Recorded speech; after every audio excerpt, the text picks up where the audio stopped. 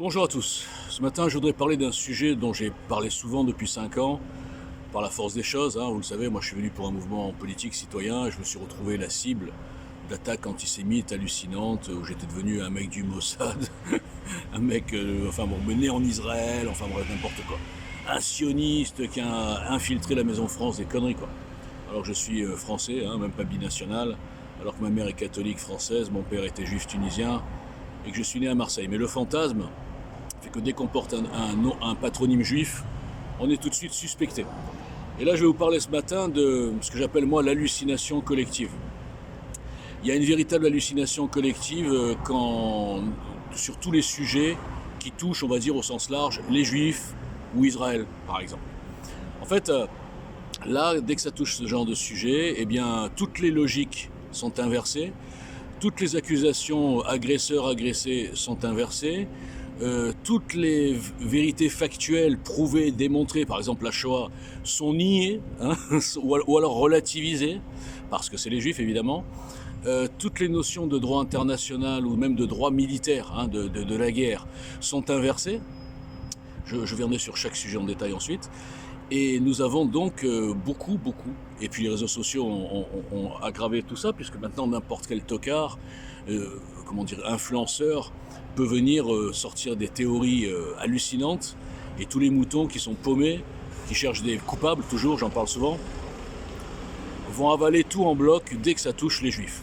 Alors déjà, première contradiction, c'est que beaucoup de gens détestent les juifs, les traitent comme la lie de l'humanité. Bon, on a vu même, je ne prendrai pas toujours l'exemple des nazis, mais enfin bon voilà, pour les nazis, les juifs c'était des sous-hommes, des merdes quoi. Et en même temps, ces mêmes gens ont cette espèce de paranoïa qui laisse croire que les juifs justement dirigent le monde et sont derrière tout ce qui se passe dans le monde. C'est-à-dire, revenons dans les chiffres, 0,2% de la population sont tellement intelligents, du monde je veux dire, sont tellement intelligents, tellement forts, tellement je ne sais pas quoi, qu'ils arrivent à prendre possession de toutes les organisations. Par exemple, les francs-maçons, on dit à tous ces abrutis que c'est les juifs. Quand on voit l'origine, la création de la franc-maçonnerie, on s'aperçoit que le point de départ c'est en Écosse, qu'avant c'était des bâtisseurs. Alors pour info, il n'y avait pas de bâtisseurs juifs, parce qu'il y avait beaucoup de métiers qui étaient interdits aux juifs, par exemple, mais ça les gens ils savent pas, c'est des ignorants. Donc on leur a dit la franc-maçonnerie c'est les juifs, ok d'accord. On leur a dit la Shoah, ouais, la Shoah. Alors comme ces gens sont infects et qui ne peuvent pas imaginer le juif en position de victime, ils vont vous dire non, la Shoah, c'est les juifs qui ont organisé tout ça. Bien sûr, c'est comme on dit aujourd'hui, c'est Netanyahou qui a organisé tout ça. Donc les juifs sont tellement intelligents, ils ont dit tiens on va organiser le massacre de notre propre peuple, déjà qu'on n'est pas beaucoup, donc 40% des 12 millions de juifs qu'il y avait à l'époque, ou 40% des 14 millions de juifs qu'il y avait en 1939, on va tous les faire massacrer. Et puis comme ça, c'est super, comme ça après on aura un bout de terre grand comme deux Corses. Vous imaginez le raisonnement? Alors la vraie histoire c'est quoi? C'est que dès 1916, 1917, les nations, on va dire, ont compris qu'il y avait un problème juif. Alors le problème juif, peut-être qu'il vient un petit peu des juifs, moi je ne dis pas le contraire, peut-être que les juifs parfois sont un peu arrogants, alors évidemment ils ont de l'argent, souvent, au sens large, ils ont plus d'argent que la moyenne on va dire, donc ça crée des jalousies, ça crée des aigreurs. Oui c'est vrai qu'il y a beaucoup de juifs qui ont des métiers, depuis tout temps, qui ont des métiers on va dire intellectuels, donc ça crée des aigreurs, et puis il y a ce fameux problème d'avoir été dans les livres religieux le peuple choisi. Alors c'est pas le peuple élu, il n'a pas été élu, il n'y a pas une élection, le vrai mot c'est choisi. Alors pourquoi Dieu a choisi les juifs pour diffuser la parole monothéiste? J'en sais rien, je crois que personne ne le sait. Mais franchement, je vais vous dire une chose, c'est pas un cadeau. Alors là, les juifs religieux vont me cracher à la gueule, tant pis. Je trouve que c'est pas un cadeau, parce que ça a tout de suite, et depuis plus de 2000 ans cette histoire, ça a tout de suite mis une cible dans le dos. Une cible de jalousie, une cible de paranoïa, une cible de méfiance, une cible d'horreur. Quand on massacre un juif, on n'a pas de problème. Je veux dire, il y a quand même des gens, très récemment, là, je ne vais pas parler de ce dossier spécialement, mais massacrer des juifs, c'est presque au nom d'Allah. Alors on ne sait pas qui c'est ce Allah, mais bon, je ne crois pas qu'ils seraient d'accord. Ou d'autres, c'était au nom de Jésus. Les nazis, même par mauvaise foi, n'hésitaient pas à mettre un peu de christianisme là-dedans, avec les yeux fermés du Vatican. Donc c'est au nom de Jésus, au nom de Jésus juif, donc il fallait massacrer son peuple. Voilà. Donc ça c'est un exemple. Après il y a l'histoire militaire c'est extraordinaire. Donc les nations, je reviens sur le sujet, décident de redonner un bout de leur terre millénaire, même ça ils le contestent les gens, même l'archéologie, la théologie, la vraie histoire, le royaume d'Israël, non, ça n'a jamais existé, dès que ça concerne les juifs, ça n'a jamais existé. Donc ils leur donnent un petit bout de terre, et un plan de partage, donc un État palestinien. Et là, ce que les gens ne savent pas, puisqu'on leur dit toujours que c'est les Juifs qui veulent conquérir, etc., c'est que non, ce ne sont pas les Juifs, ce sont les 5 armées arabes du coin qui ont rompu la première résolution et qui ont voulu exterminer, c'est-à-dire finir le travail des nazis, exterminer les Juifs, les jeter à la mer pour qu'ils n'aient même pas un petit bout de terre pour se réfugier. Mais attention, on vous dira toujours que ce sont les Juifs les méchants, hein, c'est extraordinaire. Donc dans n'importe quel autre dossier, un pays minuscule attaqué par des gens beaucoup plus nombreux et puissants tout autour, eh bien, l'opinion publique dirait bon, on va quand même défendre ce pays minuscule, surtout que c'est un peuple qui vient de se faire shoatiser, hein, si j'ose dire, ou pogromiser depuis 2000 ans. Non, ils diront non, c'est eux les méchants.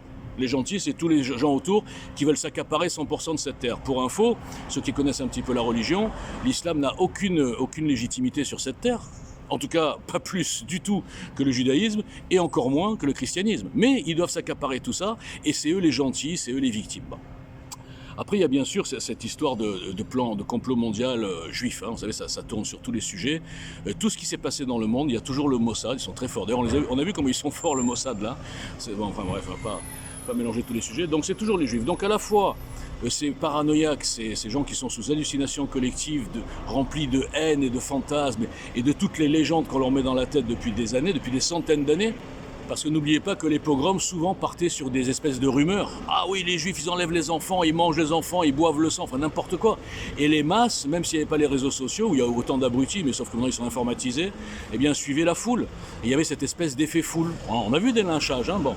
En fait, les gens se défoulent. Là, quand on voit les mecs du Hamas, là, les barbares, qui tuent à bout portant, ils ont l'impression de faire un acte héroïque et au nom de Dieu.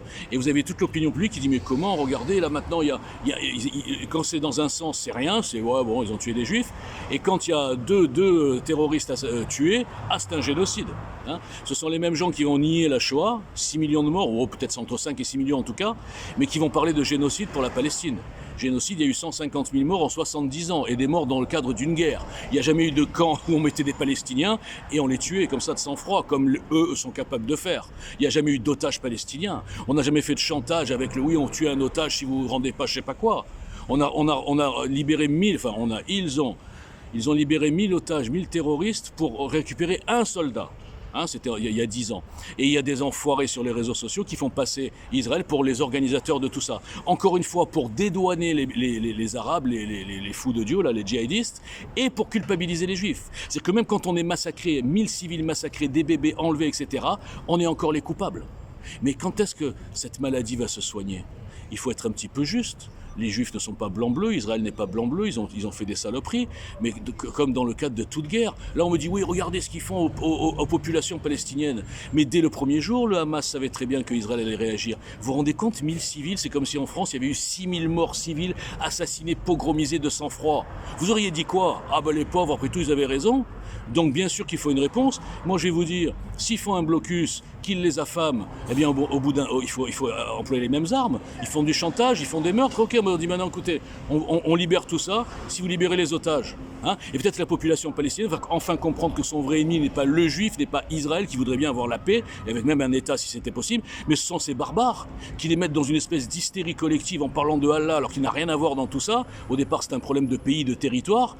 Eh bien, ces gens comprendraient que leur vrai ennemi, celui qui les laisse dans la misère depuis 70 ans, celui qui détourne les aides sociales, qui achète des roquettes au lieu de donner à manger à leur peuple, celui qui agit comme une véritable dictature où il n'y a absolument pas d'opposition. Hein. Allez à Gaza, dites que vous n'êtes pas d'accord avec le Hamas. Vous faites massacrer sur place, torturer, pourtant c'est leur propre peuple.